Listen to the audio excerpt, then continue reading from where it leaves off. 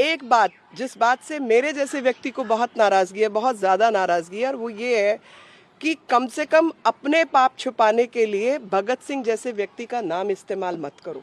क्योंकि जो पाप है ना, देश की जनता को पैसा लूटना, चोरी करना, संवैधानिक पद पर रहते हुए असंवैधानिक गैर कानूनी काम करना, और जो गैर कानूनी काम इन्होंने किए हैं कानून उसकी सज़ा इनको ज़रूर देगा। और जो धर्म का वास्ता देते हैं, मैं उनको बताना चाहती हूँ कि अधर्मियों का नाश करना भी धर्म का हिस्सा होता है। ये वही लोग हैं जिन्होंने स्कूल्स के सिस्टम से भी पैसे चोरी किए हैं। मैम,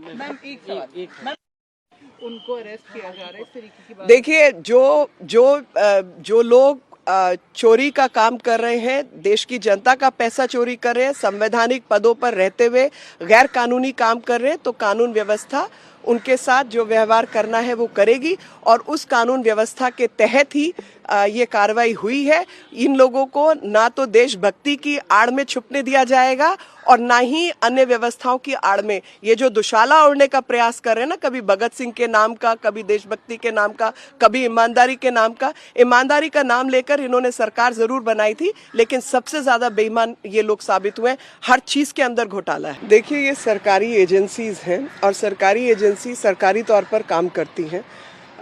खास तौर पे एक व्यक्ति जो पहले इनकम टैक्स ऑफिसर खुद रह चुका है, मुझे तो लगता है उसका भी रिकॉर्ड चेक करना चाहिए कि कितनी रेड्स की, क्या उसने काम किया अपने टाइम पे। क्योंकि जिसको भी ये प्रक्रिया पता है उसको ये भी जानकारी है कि इस विषय को भारतीय जनता पार्टी की तरफ से 1 साल से ऊपर से उठाया जा रहा है। तो प्रश्न ये उठता है कि 1 साल हमारे जैसे होते तो हम तो ये पूछते, भाई आपको 1 साल क्यों लगा? क्योंकि जो चीज़ें हैं वो स्पष्ट हैं।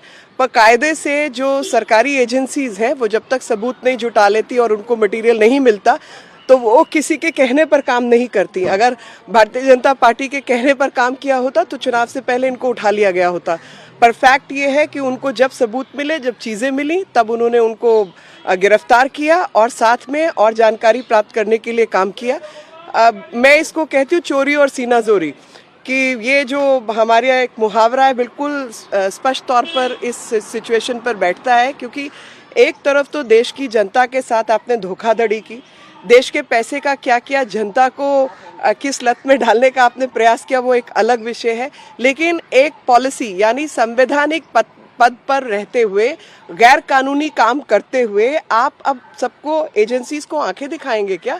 एजेंसीज भी उसी सरकार का, उसी लोकतंत्र का एक लिम्ब है जिसमें उनको भी अपना काम करना होता है, जो कि इंडिपेंडेंट है बाकी तमाम चीज़ों से।